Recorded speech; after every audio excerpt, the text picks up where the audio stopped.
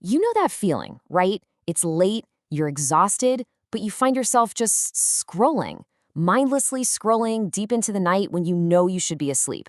Well, it turns out that's not just a lack of willpower, it's by design. Today, we're going to pull back the curtain on the hidden link between our phones and our terrible sleep and how the apps we use are literally built to keep us awake. It's that classic tired but wired thing, isn't it? Your body is screaming for rest, your eyes are heavy, but your brain is just buzzing. It won't switch off. It's got to be one of the most frustrating feelings there is when all you want to do is just sleep. So, what is actually going on? That peaceful, deep, restorative sleep we all desperately need seems to be getting harder and harder to find. And yeah, we can blame stress or our crazy schedules, but a huge piece of the puzzle is probably in your hand right now. And there's some serious science that explains exactly why. Okay, so let's get into the science of it. Because, and this is the key thing, this isn't just about you having bad habits. There is a powerful, very real biological process that kicks in every single time you stare at your screen late at night. That glow is sending signals to your brain that basically hijack your body's natural sleep clock. So how do we know this for sure? Well, a fascinating study from 2021 put it to the test. Researchers set up a super simple but really clever experiment. They had one group of people read a good old-fashioned paper book before bed, and the other group read on a smartphone. The results? Yeah, they were pretty eye-opening. And wow, the results were pretty stark. Just look at the difference. The people reading a physical book, everything was normal. Their bodies released melatonin, the, hey, it's time to sleep hormone, right on schedule. But the smartphone readers? Their melatonin was suppressed. And then, to make things worse, their morning cortisol, that's your main stress hormone, was higher. The takeaway is simple. Your phone is actively messing with your sleep chemistry. And this chart, this really hits it home. Smartphone users got way less deep sleep, which is that incredibly restorative stage where your body does most of its repair work. So that late-night scroll is literally stealing the most valuable and healing part of your sleep. All right, so the science is pretty clear, right? But that begs the question, why? Why do we keep falling into this trap? Well, here's the kicker. This isn't an accident. It's the direct result of very intentional design. It's not a bug in the system. It is the system. It's a feature.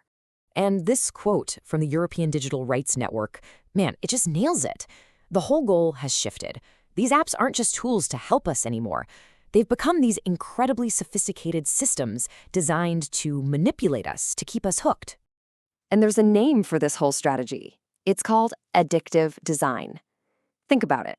The infinite scroll that never ends. The videos that just autoplay one after another. Those little red notification bubbles that scream for your attention. They are all, every single one of them, designed to make it harder for you to look away. And why? Why do they do this? It all comes down to their business model. Your attention is the product. The longer they can capture it, the longer they can stop you from leaving, the more they can influence what you do, and the more data they can suck up. Your late-night scrolling isn't just messing up your sleep, it's making someone, somewhere, very, very rich. Okay, so this all sounds a little doom and gloom, I know, but here's the good news. It's not a lost cause. We can absolutely fight back. And the strategy has to be on two fronts. We have to change our own personal habits, but we also have to push to change the system itself. So let's break that down. First, what can you personally do tonight to start getting better sleep? And then let's zoom out and look at the bigger picture, the systemic changes we need to fix this for everybody. First up, let's talk about what you can control. You can start with a digital sunset. Just no screens for at least an hour before bed. Easy, right? 2, make your bedroom a cave. The darker, the better. 3, if your mind is racing, grab a notebook and just dump all your thoughts onto the page. Get them out of your head. And 4, just like the study showed, pick up a real physical book. Seriously, these small changes can have a massive impact. But look, personal habits are one thing. It's kind of like bringing a water pistol to a wildfire when you're up against these giant companies.